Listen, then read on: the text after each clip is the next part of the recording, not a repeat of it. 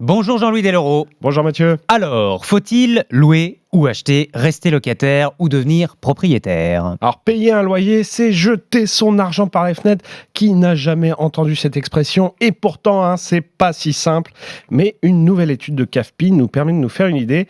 Les équipes du courtier ont donc cherché à savoir au bout de combien de temps un achat coûtait moins cher qu'un loyer. Pour le savoir, ils ont donc regardé dans les grandes villes ce que coûtait la location d'un appartement de 60 mètres carrés.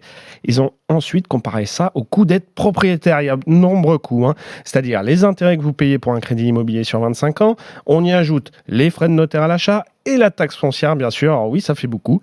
Et taxe foncière qu'on paye que quand on est propriétaire. Donc toujours pour un même logement de 60 mètres carrés. Alors, la grande ville où il faut attendre le plus avant que ce soit rentable, c'est Bordeaux. Vous devez patienter 8 ans avant qu'un achat revienne moins cher qu'une location, notamment parce que dans la préfecture de Gironde, les prix à l'achat sont chers. C'est autour de 4 900 € par mètre carré et la taxe foncière, elle n'est pas donnée non plus. Juste derrière, on retrouve Paris, où il faut plus de 7 ans, tout comme à Nantes ou Lyon.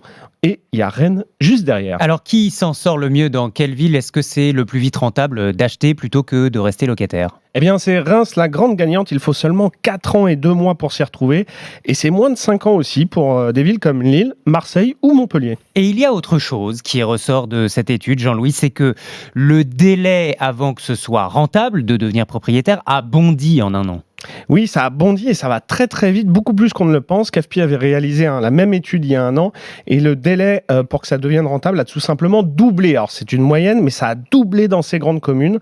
C'est pourquoi si vous avez un projet immobilier, mieux vaut ne pas tarder avant de se lancer. C'est notamment ce que nous explique Caroline Arnoux, qui est directrice du développement de CAFPI. Très clairement, il faut acheter maintenant.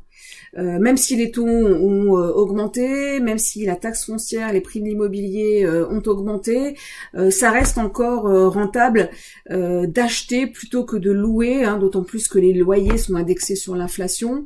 Donc il faut le faire maintenant par contre parce que les taux continuent à augmenter et le prix de l'immobilier ne s'est pas encore complètement calmé. Il faut bien évidemment rappeler que l'immobilier reste une valeur refuge et investir dans son habitation, ça reste quelque chose de positif et d'indispensable.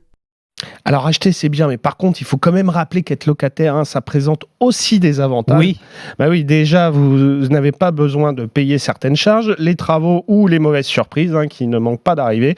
Ensuite, la grande force de la location, c'est vous êtes mobile, vous déménagez quand vous voulez. Alors que quand on est propriétaire et qu'on vient de payer des frais de notaire, faut compenser en restant quelques années. Mon conseil, c'est de toujours essayer de faire les calculs, même si c'est pas évident, mais tout du moins à la louche.